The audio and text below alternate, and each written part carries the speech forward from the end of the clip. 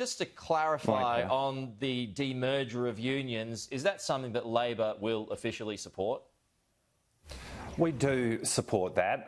We may move some amendments in the Senate, but ultimately what this is about, and certainly the principle which guides us, is making sure that union members have the greatest say in their own organisations. And on balance, when looking at this, we think this does provide union members with a greater voice. So we will support it. OK. Do you have any concerns, though, of fresh territorial battles that won't actually help members in the end when it comes to the unions?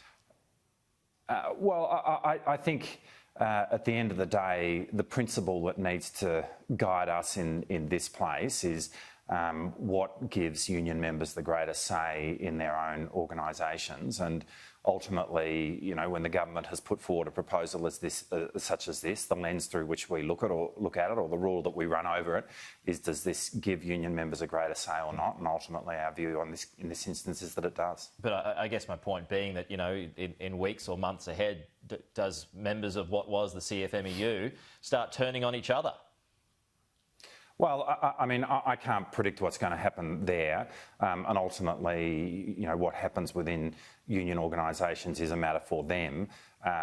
But from where we sit, and in terms of the judgments that we're asked to make, I think the very simple question is, you know, does any given proposal increase the voice of union members within their organisations or not? And our view is that this one does. OK, just on to the latest round of IR reforms. We had Christian Porter on the show a short time ago. What's Labor's response so far to this latest round, and in particular, employers being given more power to bypass the boot? Well, I think that should give anxiety to Australian workers around the country. I mean, this has been an extraordinary year where a lot of sacrifice has been made in terms of the way people have done their work.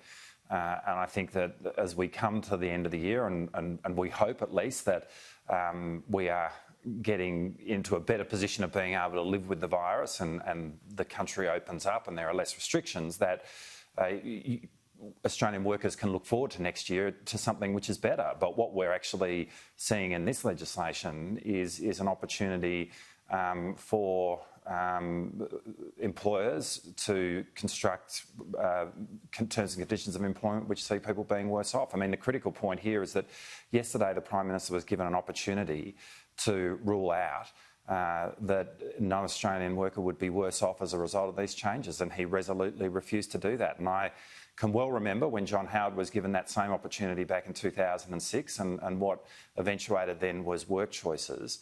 Australian workers do want to think there is something better at the end of this, that when we look past the rainbow here, there is going to be a better future than what existed before the coronavirus. And actually, all that we're now being told on the other side of the rainbow is a wage cut. So you won't support it?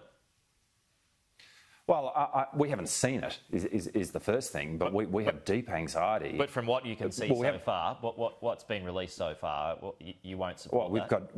We've got deep anxiety about a set of laws where the government cannot guarantee that people won't be worse off.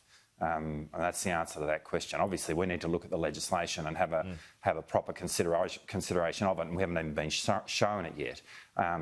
But you know what strikes anxiety into our heart is the fact that when we wanted the very basic assurance that no one's going to be worse off as a result of this, it cannot be given, and it resolutely was not given. And the great failing of this government's management of the economy since it came to power has been in relation to wages and wages growth. It's been the lowest wages growth that we've seen in our nation's history. This is clearly not going to do anything to improve that. In fact, what this is going to give rise to is the opportunity for a pay cut.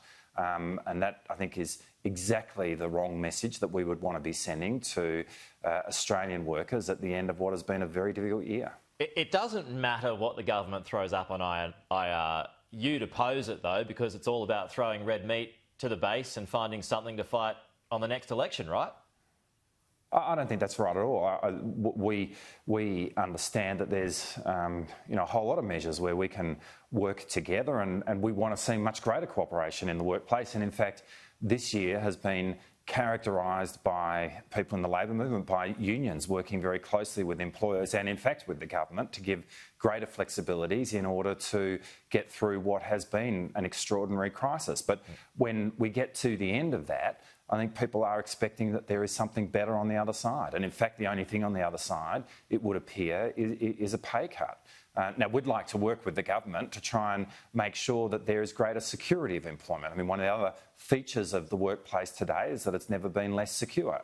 The government says that it's concerned about that issue. We'd like to sit down and talk with them about that. But again, we haven't seen the legislation, and we're pretty concerned that what's going to be bowled up in respect of that is actually going to make the situation around security at work worse rather than better. So, we stand ready to have a conversation. We would like to work things through to give rise to a workplace which is fairer, which is more secure, where people are better paid, and where employers, I might say, are in a better position to manage their businesses. But that opportunity is not being given to us by this government. Instead, they're walking down a very fixed path, and one which strikes a great deal of concern for us, and I think it will for every Australian worker.